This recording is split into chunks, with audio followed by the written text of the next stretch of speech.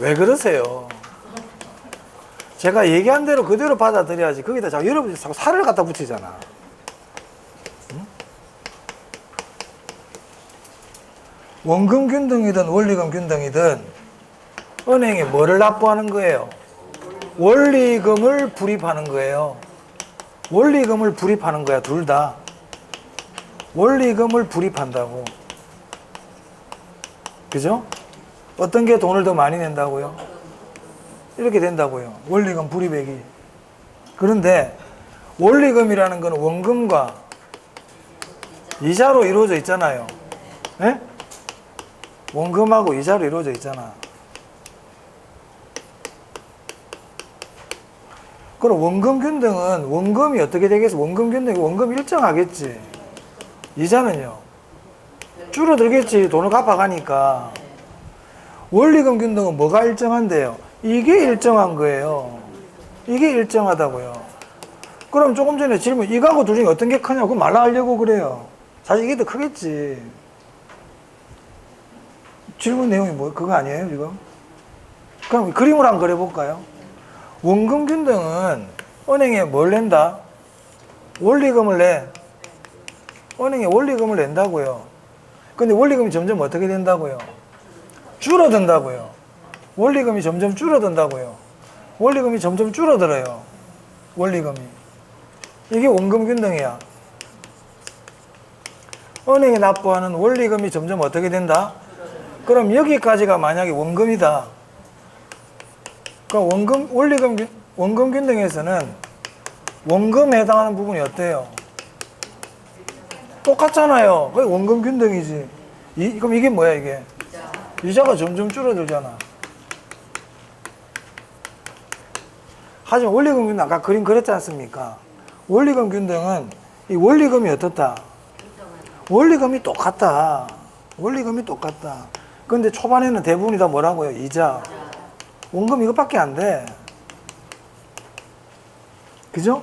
그럼 2회차 가면 이자가 줄어든 대신에 뭐가 조금 늘어난다. 그럼 이 둘 중에 어떤 게 은행 입장에서 원금이 빨리빨리 회수돼요? 이게 빨리빨리 회수되잖아, 원금이. 그러면 그 지문에, 아까 뭐 몇 번 지문이야? 어? 209페이지. 원금 균등 상환 방식과 원리금 균등 상환 방식에 1회차 월불입액이 동일하다? 다르잖아요. 1회차 월불입액이 다르지. 그죠? 그럼 여기서 뭐가 또 의문이 됩니까? 그럼 월불입액은 얘가 많다? 됐죠? 원금은 일정하다 이 말이야. 원금 균등, 원금이 일정하다고. 원금 부분은 일정하다고. 그럼 원금 균등과 원리금 균등에서 어떤 게 더 원금이 많습니까? 그런 것까지 굳이 알 필요는 없는데 어떤 게 더 많겠어요? 원금도 당연히 원금 균등이 많겠지. 그러니까 돈을 빨리 갚는다고 그랬잖아. 돈을 빨리 갚는다고 그랬잖아요. 그렇습니다. 자, 그 다음. 그래서요, 그냥 여러분들은 원금 균등과 원리금 균등 중에 원금 균등이 돈을 많이 갚는다. 이걸 그냥 그대로 기억해 두세요. 자꾸 딴 거를 넓혀 나가니까 더 헷갈려 버리잖아요. 제가 말씀드린 것만으로 정확하게 좀 잘. 자, 그 다음 계산 문제 한번 보겠습니다. 한 문제 정도 먼저.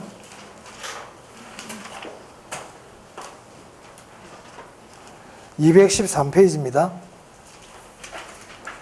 19번. 자, A씨는 주택을 구입하기 위해 은행으로부터 5억 원을 대출받았다. 은행의 대출 조건이 다음과 같을 때 9회차 상환을 뭘 구하라고 돼 있죠? 원리금. 9회차 원리금. 9회차 원리금. 13회차 뭐? 이자. 그럼 이제 원리금 구하라 그랬잖아요. 원리금을 구하라는 거는 이게 아마 원금 균등 상환이겠죠.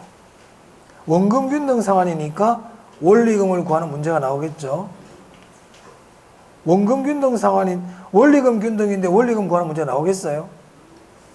그러면 안 되죠. 원리금 균등, 원리금 똑같은데 그 누가 그럼 묻겠어요? 그러니까 원리금을 물었다는 얘기는 원금 균등 상환입니다. 자, 그 밑에 봐봐요. 뭐라고 되어 있는지.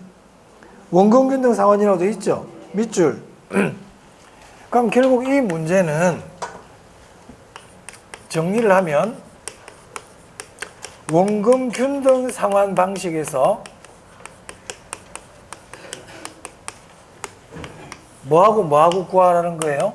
9회차 원리금하고 13회차 이자 구하라는 문제잖아요. 그죠? 자, 원금 균등 상환 방식 계산 문제인데 제일 먼저 해야 될 게 뭐냐면 첫 번째 뭐부터 해야 되냐? 원금 상환액을 먼저 구합니다.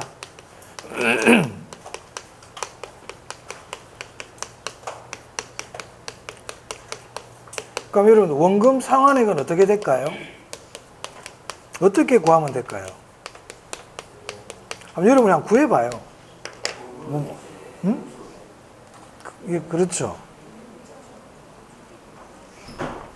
이 사람 대출 얼마 받았습니까? 5억 받았죠. 그럼 이 5억이라는 대출 원금을 20년 동안 나눠서 똑같이 갚아야 되잖아요. 그럼 어떻게 하면 돼요? 5억을 나누기 20년 하면 되죠. 그럼 얼마인데요? 2,500만 원 나오겠죠. 그러니까 결국 이게 지금 얼마라는 거예요? 이게 지금 2,500이라는 얘기예요. 2,500, 2,500, 2,500 이렇게 갚겠다는 얘기죠. 그럼 결국 우리는 뭘 구해야 돼요? 이자를 구해야 되겠죠. 맞아요? 그럼 이자는 어떻게 구한다고요? 아까 이자제가 어떻게 구한다고 그랬어요? 대출 잔액에다가 이자를 곱하면 된다고 그랬잖아요. 그죠? 자, 그럼 이제 다 했어. 이 가지고 하는 거야. 그럼 9회차 원리금 한번 구해볼게요. 원리금이라는 거는 원금 플러스 이자 아닙니까? 그 원금은 얼만데? 여기 구해놨네.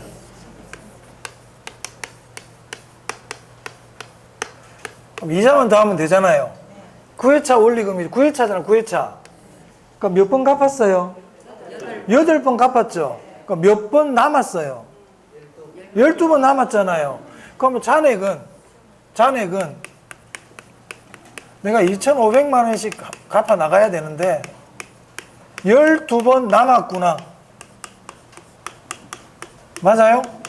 이게 잔액이잖아요. 이게 잔액이죠. 여기다 뭘 곱해야 돼요? 이자율 얼마인데요? 5%입니까? 이렇게 하면 되죠.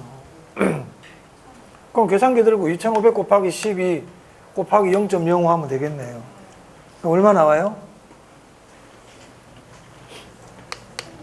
이거 계산은 얼마 나와요? 1,500? 1,500만 원이야. 원금도 갚아야 될 거 아니에요? 2,500. 그럼 얼마 나와요? 4천만 원이죠. 이렇게 구하면 되고. 자, 그 다음에 또 뭐 구해야 돼요? 13회차 이자죠. 13회차 이자. 그럼 몇 번 갚았어, 이 사람? 12번 갚았죠. 몇 번 남았어요? 8번. 그럼 잔액 2,500 곱하기 8번 남았다.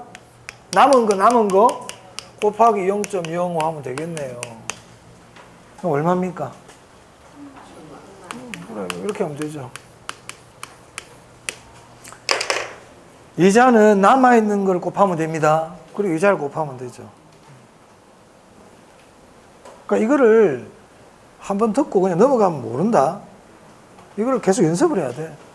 그래야 아는 거야. 자, 그 다음 원금 균등의 원리금 구하는 거 해봤고요. 자, 그 다음에 21번 한번 봐보세요. 21번이래. 거기 23번요. 23번.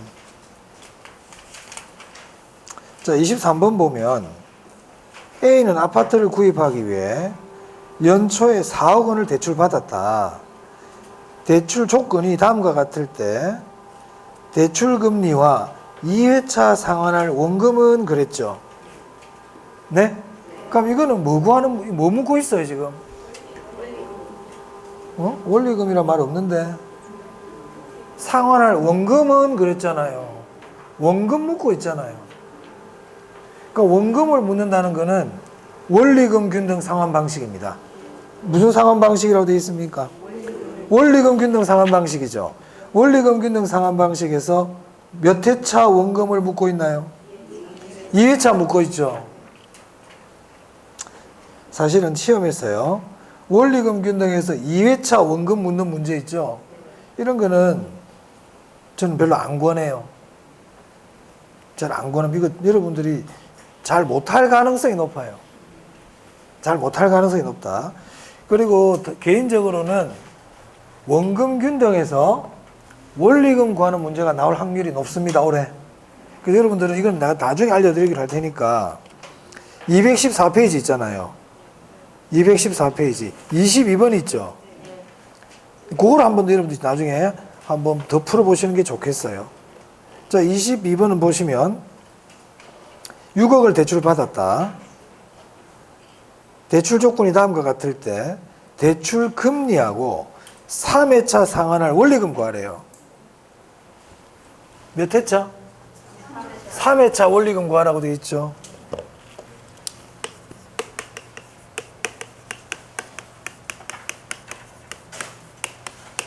그리고 뭐 구하라고 되어 있어요? 대출 이자율 구하라고 되어 있죠. 문제가 그죠? 대출 이자율 구하래요. 그럼 일단 제일 먼저 우리가 해야 될 게 뭡니까? 제일 먼저 뭐부터 하라고 그랬어요? 항상 이걸 생각해. 원금 상환액을 먼저 구한다. 제일 먼저 뭐 해야 될 줄 알아야 되잖아요. 집중해. 뭐부터 구해야 된다고? 잊어먹지 마세요. 원금 균등 상환에서 원리금 구할 때는 제일 먼저 뭐부터 구한다? 원금 균등이니까 원금부터 빨리 구해야 안 되겠어요. 그래. 원금 상환액 얼마인데요? 어떻게 구하면 돼요? 원금 상환액. 대출금 얼마인데요? 예? 6억? 6억. 대출 기간은요? 이렇게 나누면 되죠. 그럼 얼마인데요? 2천? 이게 2천 나와요? 2천? 오케이. 그래서 원금은 매년 얼마씩 갚아간다? 2천만 원씩 갚아가는 거예요. 자, 그런데 이 자료에 보니까 1회차 원리금을 가르쳐 주고 있죠. 4,400이라고 있잖아요. 그럼 1회차 원리금이 4,400만 원이라고 가르쳐 줬어. 그러면 1회차 원리금은 원금하고 이자로 이루어져 있지 않겠어요? 그러면은 원금이 얼만데? 2천만 원. 그럼 이자가 얼마라는 거예요? 2,400이라는 얘기잖아요. 그죠? 그럼 이자를 얼마일까, 이자요? 1회차 이자는 어떻게 구했을까요?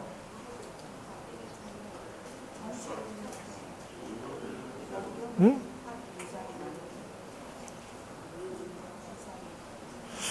대출을 한 번도 받아본 적 없으신 분들인가? 1회차 이자 어떻게 내요? 이자는 어떻게 구한다? 잔액에다가 이자를 곱한다고 그랬지? 그럼 잔액 구해봐. 잔액을 구해봐. 잔액이 얼만데요? 1회차 잔액 구하면 되잖아요. 그 접근을 그렇게 해나가란 말이야. 이자는 잔액에다 이자를 곱한다 그랬다. 그럼 잔액은 얼마냐? 잔액이 얼만데요? 1회차니까 6억이잖아요. 처음 갚으러 왔잖아요. 그럼 잔액 6억인데 이자율은 모르겠고 이자 2,400 냈대. 그럼 이자를 얼마예요? 4%잖아요. 4%. 이자율 4%네요. 0.04. 그러니까 6, 4, 24, 2,400만 냈겠지. 그러면 3회차 원리금 이제 구하면 되잖아요. 그럼 3회차 원리금 어떻게 구해요, 이제? 3회차 원리금. 원금에다 이자 더하면 되잖아요. 원금이 얼만데? 더하기 3회차니까 2번 냈죠? 그럼 몇 번 남았어요? 28번 남았잖아요.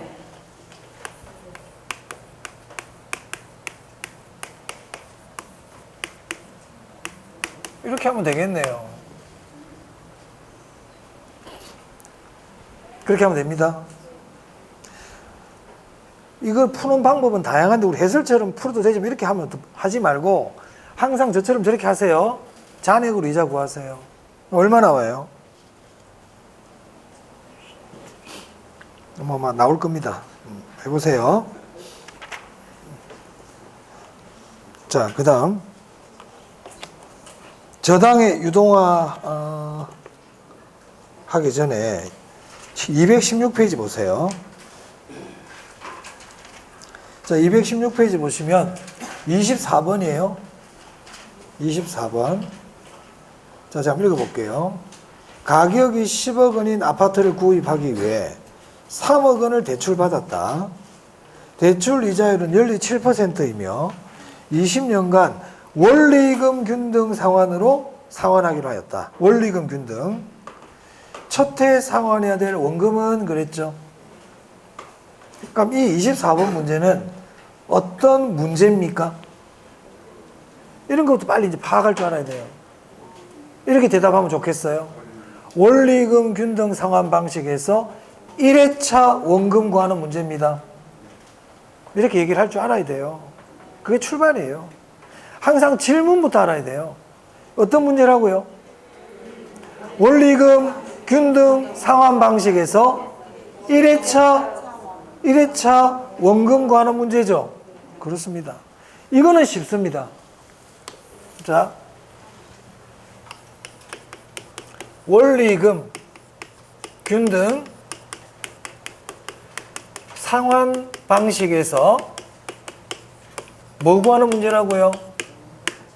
1회차 원금 구하는 문제죠. 네? 원리금 균등 상환 방식에서 2회차 원금 구하는 문제 나면 어떡하라고요?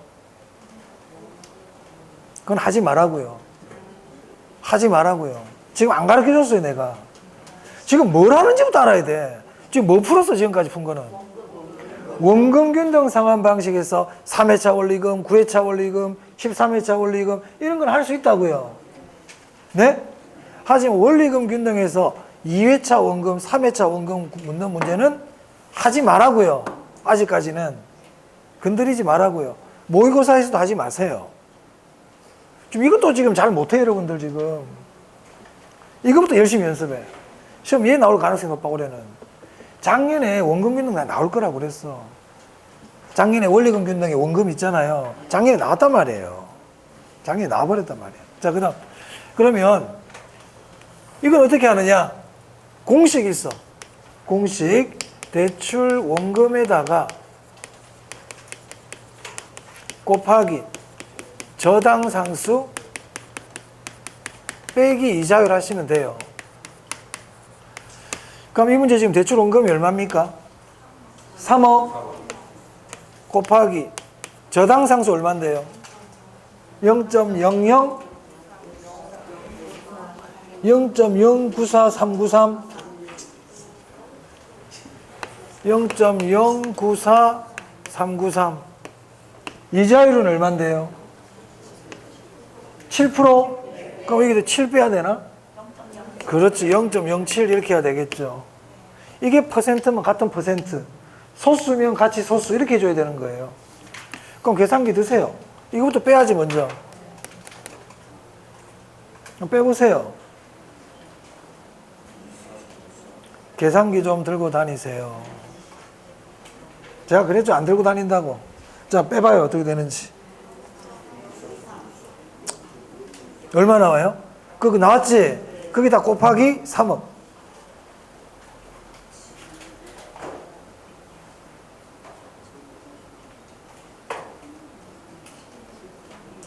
뭐 나옵니까? 답이 있나요, 거기? 그렇게 하면 됩니다. 안 나와? 아니, 어떻게 된 거야? 나와, 안 나와? 나왔어요. 그래, 이렇게 하면 돼요. 자, 어떨 때 이렇게 하라고요? 그렇지. 1회차 원금 구할 때면 이렇게 하는 거야. 2회차 원금 이렇게 하면 안 돼. 아무 생각 없이 2회차도 이렇게 하고 3회차도 이렇게 하면 안 됩니다. 1회차 원금 구할 때, 원리금 균등에서 1회차 원금 구할 때 이렇게 하시면 됩니다. 됐고요. 자, 저당의 유동 한번 보겠습니다, 이제. 우리 요약집.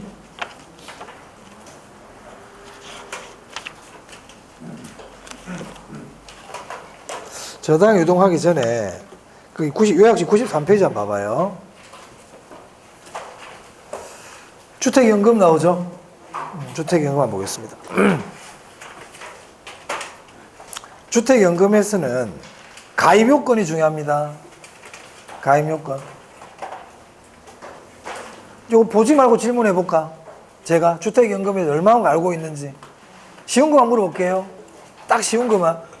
주택연금은 나이가 몇 살 이상이 가능해요? 만 55세 이상.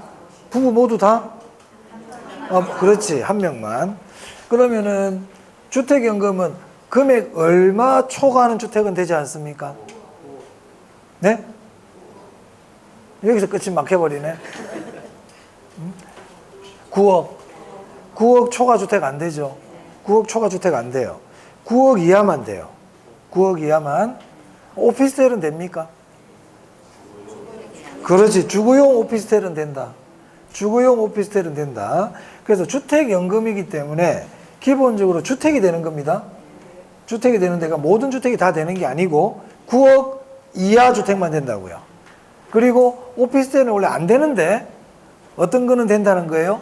주거용 오피스텔은 된다. 이게 딱 기본이야. 이게 딱 기본이라고. 자, 교재 한번 보세요. 거기 가입 가능 연령 만 55세 이상이라 돼 있죠. 자, 그 다음에 대상 주택 보세요. 9억 이하 주택이라고 돼 있죠. 보이십니까? 9억 이하 주택. 그리고 거기 니은에 보니까 주거용 오피스텔 보이세요? 지금 93페이지 하고 있습니다. 요약집 93페이지. 거기 대상주택 니은에 주거용 오피스텔이라고 있죠? 그게 줄쳐야 돼요. 일단 나머지는 두세요. 나머지는 두세요. 이것도 빨리 기억하세요.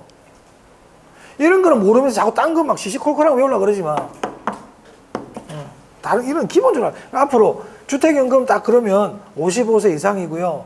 9억 이하 주택만 되고요. 주거용 오피스텔은 가능해요. 이렇게 딱 나올 정도 됐을 때 딴 거 보는 거예요. 자, 그 다음. 그러면 예를 들어서 업무용 오피스텔은 됩니까? 안 되겠죠. 상가는요? 상가 안 돼요? 분양권은요? 분양권 주택 아니잖아. 일단 주택이 돼야 된단 말이야, 주택이. 근데 주택 아닌데 되는 게 주거용 오피스텔이라고요. 나머지 넘어가요. 별로 안 중요해. 자, 그 다음. 한 페이지 넘겨보시면 94페이지입니다. 자, 지급 방식에 보면요.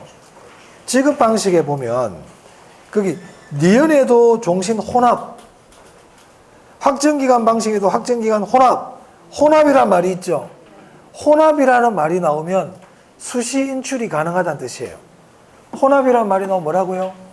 수시 인출이 가능하다. 수시 인출. 그 정도. 자, 그 다음.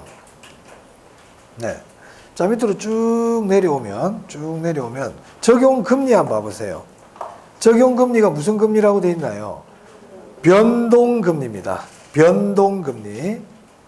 변동금리. 자, 그리고 오른쪽으로 가겠습니다. 오른쪽으로. 거기 박스가 있죠. 박스. 자, 이제 끝이 났어요. 주택연금이. 끝이 나면 주택 처분 금액하고 연금 지급 총액하고 비교를 해가지고 돈이 남으면 어떻게 하고요? 상속인한테 돌려주고요. 부족하면요? 청구하지 않는다. 별도의 청구 없다. 그걸 우리는 뭐라고 그런다? 비소구. 비소구라 그래요. 그래서 우리 주택연금은 역저당이라고 그럽니다. 뭐라 그런다고요? 역저당. 역저당. 그래서 앞에 93페이지 제10절 한국주택금융공사의 주택연금 돼 있잖아요. 그 옆에다가 역저당, 역모기지 이렇게 하나 적어주세요. 역저당, 역모기지. 저당이 모기지예요.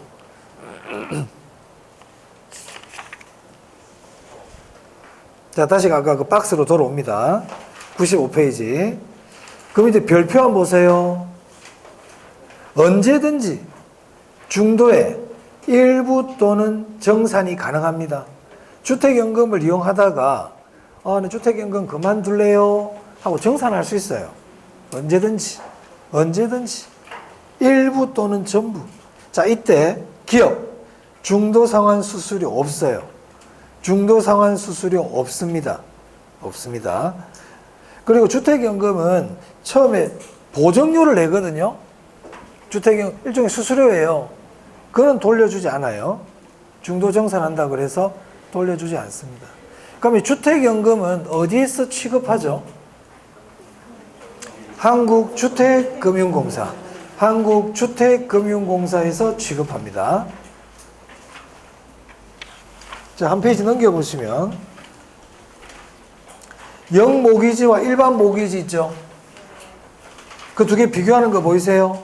자, 거기서는 거기 대출금 정감 보여요? 대출금 정감? 소구 여부 보입니까? 자, 이 두 개가 좀 기억하셔야 됩니다. 여러분, 역저당 나오면 주택연금 생각하세요. 그럼 대출 잔액이 줄어들까요? 증가할까요? 줄어들어? 주택연금은 뭐가 주택연금이에요? 은행에 돈을 갚는 거야? 내 은행으로 돈을 받는 거야? 근데 잔액이 증가하겠지. 돈을 받아가고 있는데. 그죠? 나중에 내가 내 집 팔아가지고 정리하겠다는 얘기잖아요. 잔액이 어떻게 된다? 증가하죠. 근데 일반 모기지는요? 돈을 갚아가는 거잖아요. 감소하겠죠. 그리고 비소구, 소구는 조금 전에 말씀드렸고, 이렇게 보시면 되겠네요. 자, 저당 유동화 보겠습니다.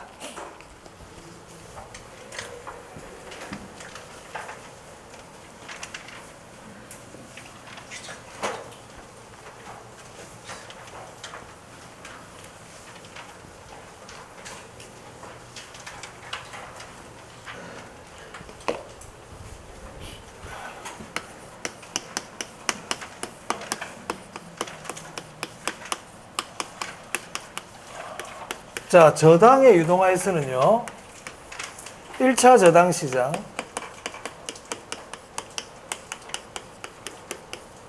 2차 저당 시장,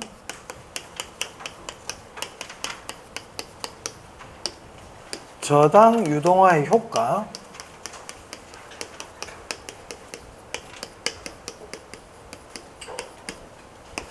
MBS 종류, 이 네 가지를 알아야 돼요. 이 저당 유동화에서는. 그럼 이 저당의 유동화는 어디에서 하죠?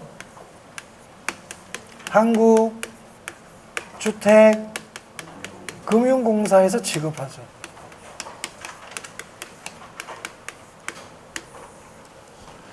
한국주택금융공사는 실체가 있는 회사입니까? 실체가 없는 명목상 회사입니까? 실체가 있죠. 민간기관입니까? 공적기관입니까? 그렇죠. 그럼 여러분도 있잖아요. 요약집에 저 체크하기 전에 1차 저당시장 그러면 뭐 몇 가지 얘기가 딱 나와야 돼요. 1차 저당시장은 누구와 누구 사이에 이루어지는 시장입니까? 네? 그 지금 봐봐요. 지금 대답을 못 하잖아요. 내가 지금 1차 저당시장은 누구와 이거까지 얘기를 해주고 있는데 대답을 못 해. 그럼 시험장 가서 뭐 갖고 풀려고 그래? 아니, 이거 대답할 수 있어야 되거든요. 1차 저당시장은 누구와 누구 사이에 형성되는 시장입니까? 그랬을 때는 대답을 해야 시험장 가가지고 그대로 찾아낼 거 아니에요.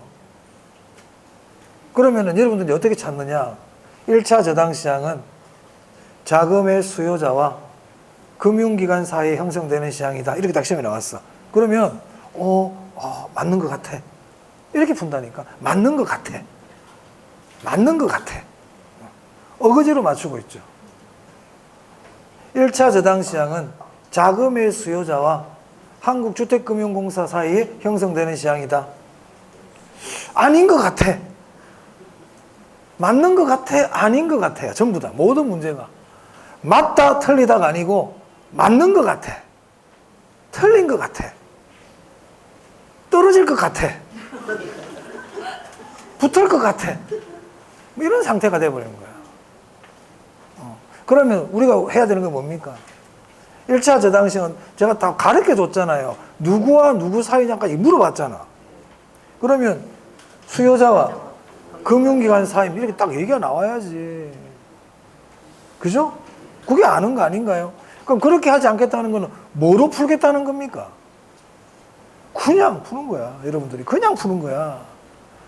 그냥 어거지로 푸는 거라고요. 맞으면 맞고 틀리면 틀리고 그냥. 그 찍는 거 뭐가 달라요? 그 찍는 거 아니야 그거? 찍는 거지. 그래 내가 늘 뭐라고 그래요. 말로 해라. 진짜 중요한 얘기다.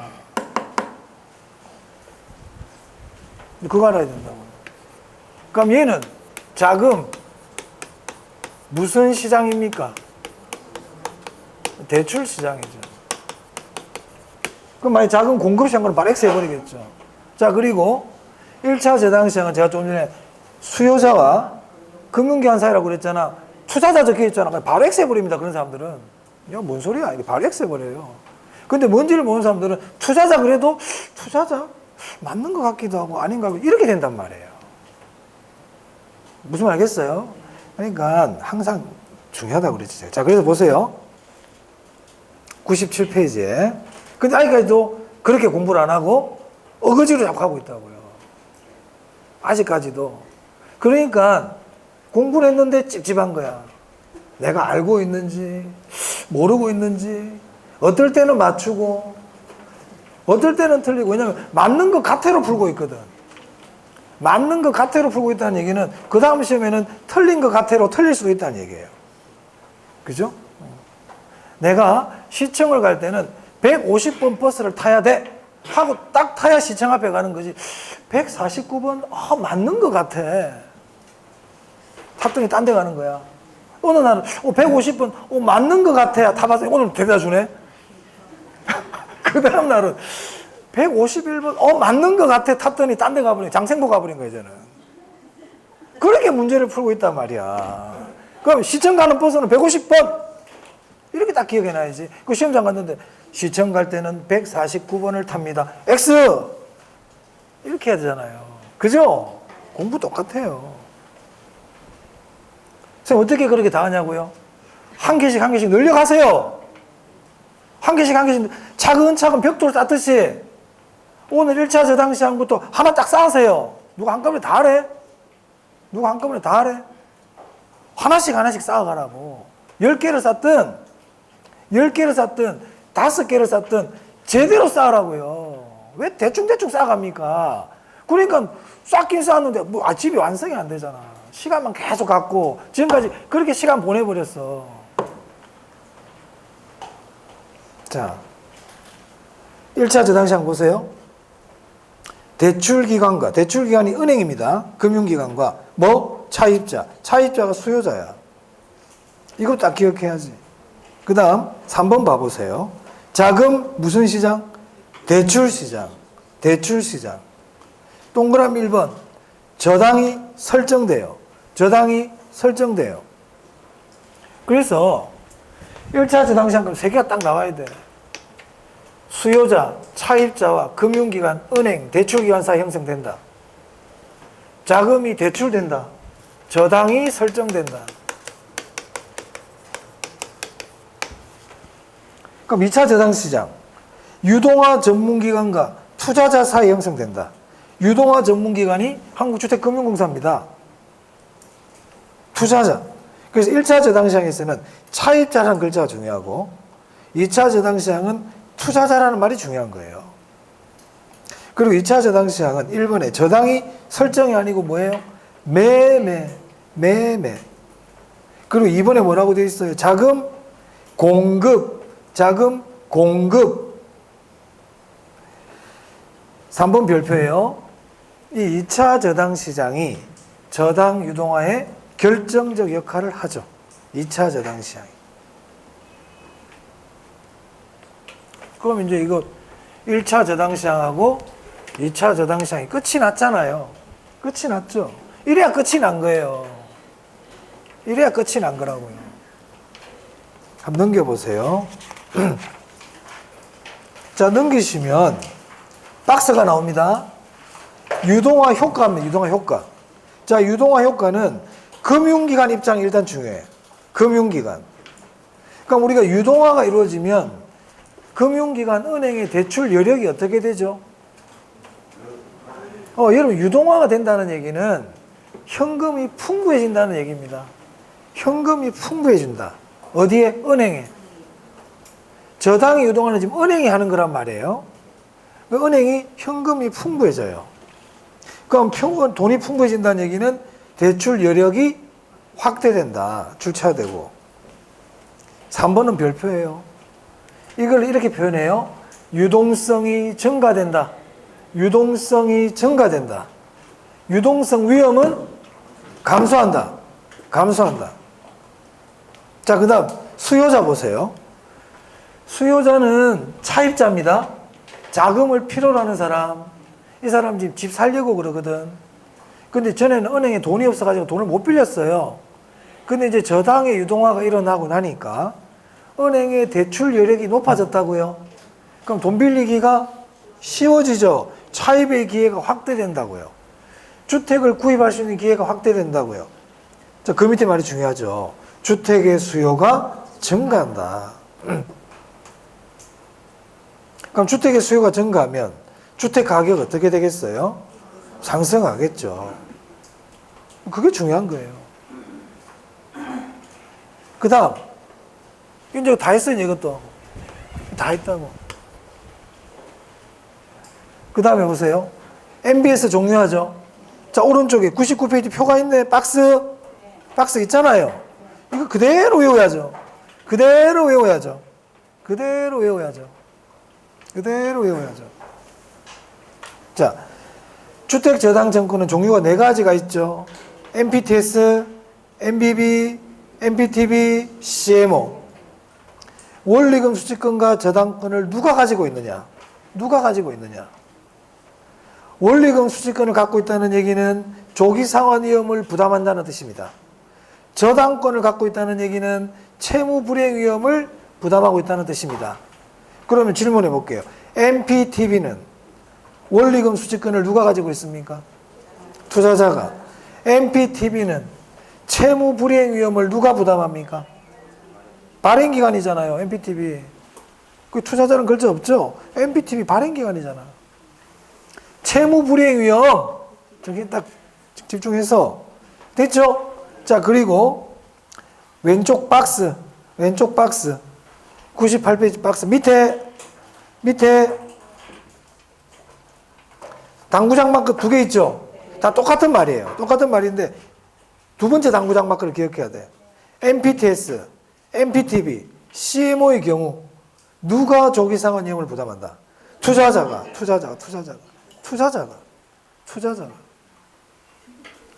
조기상환 위험을 부담해요. 왜냐하면 이 세 개는 투자자가 원리금 수취권을 갖고 있잖아요. 그러면 투자자가 조기상환 위험 부담한단 말이야. 투자자가 조기상환 위험을 부담한다는 것을 뭐라고 표현한다? 콜 방어가 안 된다. 이렇게 얘기하는 거예요. 됐습니까? 일단 여기까지가 제일 중요한 뼈대야. 여기까지가 딱 뼈대라고요. 이거는 네. 여기까지가 제일 중요합니다. 됐어요? 자, 그 다음에 기타 내용이야. 기타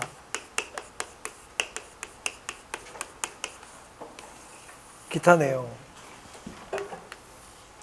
유동화 전제 조건이야. 유동화 전제 조건. 초가 담보야. 얘들은 시험에 그렇게 많이 안 다뤄요. 많이 안 다루지만 알아두면 좋다. 그럼 유동화 전제 조건 어디에 나오느냐? 97페이지입니다. 맨 밑에, 박스 맨 밑에 유동화 전제 조건 보이세요? 거기 말하는 거예요. 자, 1차 저당시장 수익률이 2차 저당시장 수익률보다 커야 되고 2차 저당시장 수익률은 요구 수익률보다 커야 된다. 이거 전에 이제 여러 번 설명드렸습니다. 이게 무슨 의미인지 뭐 기억이 안 납니다. 안 나니까 외우세요 이제는. 1, 2 요구 수익률. 1차 저당시장 수익률이 뭐냐면 은행 대출 이자율이에요. 대출 이자율. 2차 저당시장 수익률을 MBS 수익률이라고도 그래요. 그리고 투자자 요구 수익률 순서. 자, 그 다음 초과담보입니다. 초과담보 제가 전에 설명드릴 때 뭘 하나 가르쳐 준 적이 있는데 초과담보가 뭐예요? 그거 봐줘. 다 까먹었단 말이야 지금.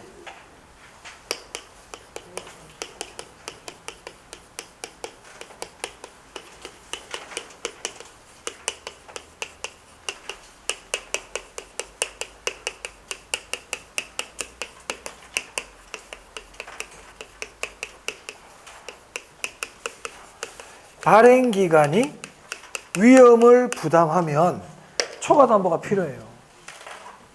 그럼 요약집에 봐봐요. 자, 이 박스 98페이지 박스에 보면 MPTS 있죠. MPTS 보이세요? MPTS는 모든 위험을 누가 부담하죠? 투자자가 부담하죠. 그러니까 발행기관이 위험이 있어 없어? 그러니까 MPTS는 초과담보 없어요. 초과담보 없다고요. 왜? 발행기관이 위험이 없으니까. 그럼 초과담보가 없다는 얘기는요. 전부 다 발행해도 돼요. 대출 채권을 전부 다 발행해도 돼. 그래서 주택저당채권 총액하고 MPTS 발행액이 같습니다. 은행에서 대출 채권을 10억을 사가 왔잖아요. 그럼 한국주택금융공사는 이 10억을 다 발행해도 돼. MPTS는. 자, MBB 봐봐요. 그럼 MBB는 발행기관이 위험을 부담합니까? 모든 위험을 발행기관이 다 부담하죠. 그래 초과담보가 필요해요. 필요하다고요. 초과담보가 필요하다는 얘기는 MBB 발행액이 저당채권 총액보다 작아요. 작아요. 자, 그 다음 CMO 한번 봐보세요. 제가 CMO 그러면 어떤 글자를 기억하라고 그랬죠?